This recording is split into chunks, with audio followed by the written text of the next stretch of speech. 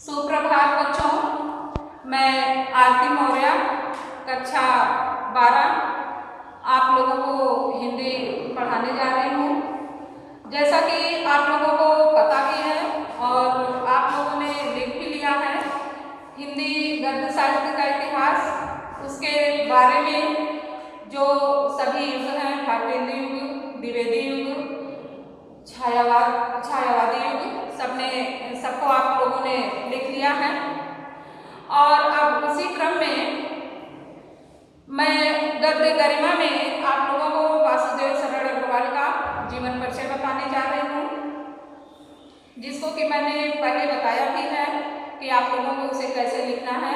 तो आज मैं उसे आपको पढ़ा रही हूँ और आप इसको ध्यान से सुनिएगा। डॉक्टर वासुदेव सरल अग्रवाल हिंदी साहित्य के प्राचीन भारतीय संस्कृतियों पुरातत्व के मर्मज्ञ विद्वान थे। ये गंभीर शोध दृष्टि वाले साहित्यकार थे।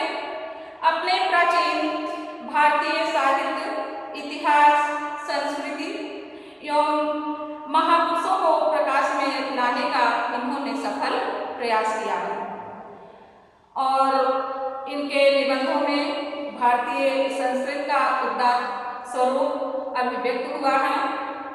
इन्होंने अपनी उपलब्धियों से हिंदी साहित्य को संपन्न कर हिंदी की महती सेवा की है। वासुदेव सरल जी का जन्म उत्तर प्रदेश के मेरठ जनपद में स्थित खेड़ा नामक ग्राम में सन 1904 ईस्वी में हुआ था। और इनके माता पिता लखनऊ में रहते थे और इन्होंने अपनी शिक्षा की वहीं से अर्थात लखनऊ से प्राप्त की थी।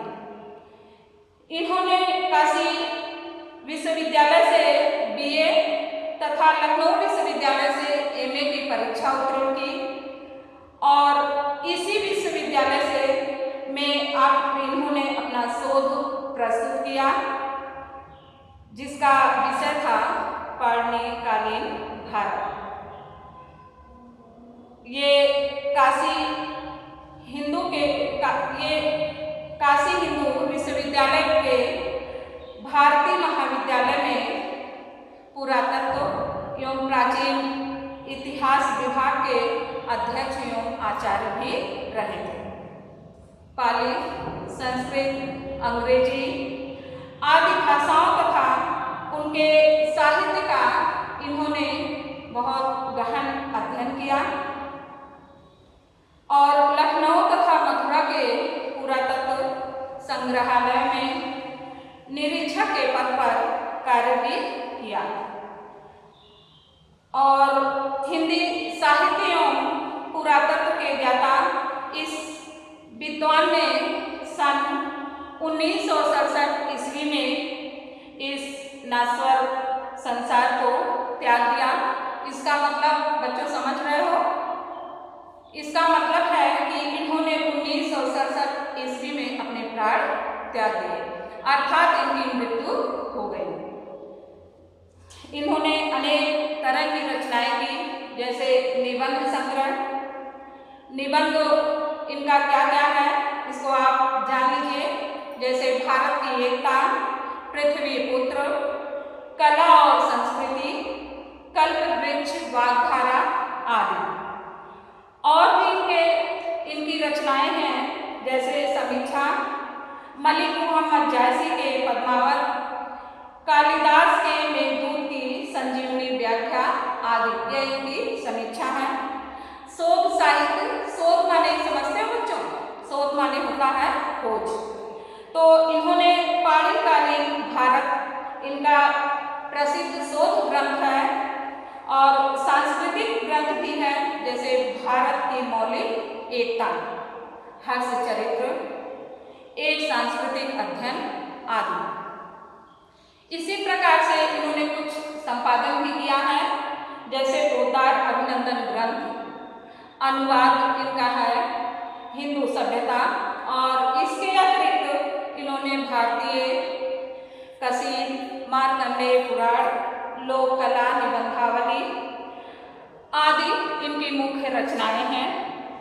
वासुदेव सरल अग्रवाल संस्कृत, पाली, प्राकृत, अंग्रेजी तथा हिंदी के प्रकांड विद्वान थे। इनका प्रभाव अपनी भाषा पर पड़ना स्वाभाविक ही था। इनकी भाषा शुद्ध संस्कृतनिष्ठ खड़ी बोली है और इनकी रचनाओं में संस्कृत के तत्सम शब्दों का सहज भाव से प्रयोग भी हुआ है। सरलता और सुगमता का ध्यान रखते हुए आपने अर्थात वासुदेव सरल अग्रवाल ने अपने भाषा को सर्वत्र रचा है। इस प्रकार से इनका जो इतिहास, पुराण, धर्म एवं संस्कृत के क्षेत्रों में शब्दों से शब्द चयन किया गया है और शब्दों को इन्होंने मूल अर्थ में प्रयुक्त किया है। इस प्रकार से वासुदेव सरल अग्रवाल की रचनाएं हैं बच्चों, और रचनाओं में इन्होंने किस भाषा का कैसे प्रयोग किया है उसको आपको बताया जा चुका है। और इनकी शैली के भी विविध रूप हैं, अर्थात वासुदेव सरल अग्रवाल की शैली भी अनेक रूपों में है, जैसे विचारात्मक शैली है, भावात्मक शैली है और गवेषणात्मक शैली है और उद्धरण शैली है। अब बच्चों आप ये सोच रहे होंगे कि विचारात्मक शैली क्या होता है। विचारात्मक शैली जिसमें लेखक अपने विचारों को अपने शैली के हिसाब से किस तरीके से लिखता है। देखिए, जैसे वासुदेव सरल अग्रवाल ने प्रायः गंभीर, गहन और विचार प्रधान विषयों पर लेख लिखे हैं और इससे इन्होंने इनके निबंधों में विचारात्मक शैली का प्राधान्य है। माने इनकी शैली में विचारात्मक शैली क्या है? प्रधान है, माने मुख्य है। और इस शैली की भाषा अति प्रांजल, कर्मार्जित एवं गंभीर है। इस शैली में आपकी भाषा विचारों की पूर्ण अभिव्यक्ति में सहायक होती है। विचारों की पूर्ण अभिव्यक्ति माने उनके अंदर जो विचार हैं उसको उन्होंने व्यक्त किया। पूर्ण अभिव्यक्ति माने पूर्ण रूप से उन्होंने व्यक्त किया, वही उनकी विचारात्मक शैली हुई। अब दूसरी शैली देखिए, भावात्मक शैली। भावात्मक शैली आप समझ रहे हैं, माने आपके अंदर जो भाव उत्पन्न होते हैं उसको हम क्या कहते हैं? भावात्मक शैली। तो वासुदेव सरल अग्रवाल जी जो हैं वह हृदय के बहुत ही भावुक थे, बहुत भावुक हृदय वाले थे और भावपूर्ण निबंधों की सर्जना में इन्होंने इस शैली का प्रयोग किया। किस शैली का? भावात्मक शैली का।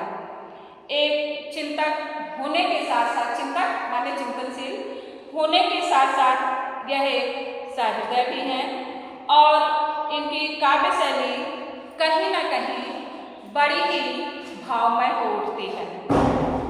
अब बच्चों आप देखिए गवेषणात्मक शैली। गवेषणात्मक शैली क्या है उसके बारे में जानिए कि ये पुरातत्व के व्याख्याता एवं अन्वेषक थे। प्राचीन अनुसंधान से, प्राचीन माने पुराना, अनुसंधान माने खोज करना, अनुसंधान से संबंधित कृतियों में इन्होंने गवेषणात्मक शैली अपनाई है।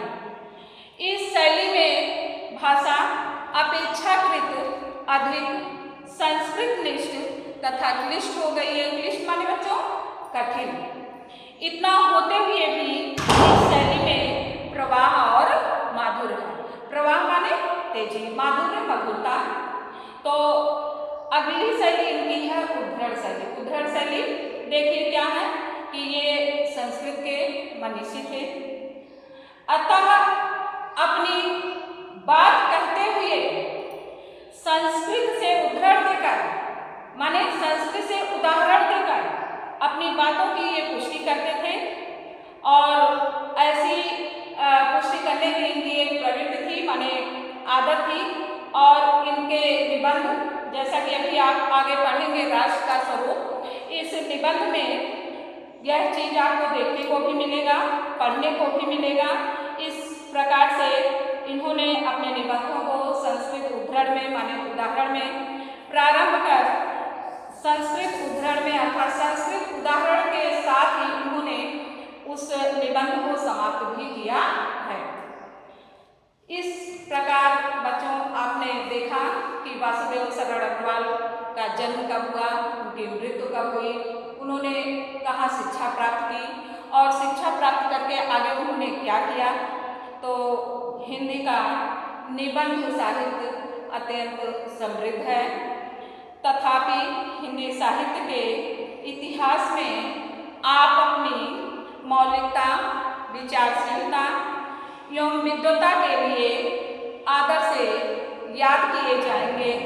अर्थात यह वासुदेव सरल अग्रवाल को कहा गया है कि यह अपनी हिंदी साहित्य के इतिहास में अपनी मौलिकता और इनके अंदर जो विचारशीलता थी एवं विद्वता जो कूट कर भरी हुई थी, इसके लिए आदर से याद किए जाएंगे। और पुरातत्व और अनुसंधान की दृष्टि से इनकी समानता कोई अन्य निबंधकार नहीं कर पाया है। इस प्रकार बच्चों इनका जीवन परिचय अब समाप्त होता है और आगे आपको इनके द्वारा लिखित निबंध पढ़ाया जाएगा।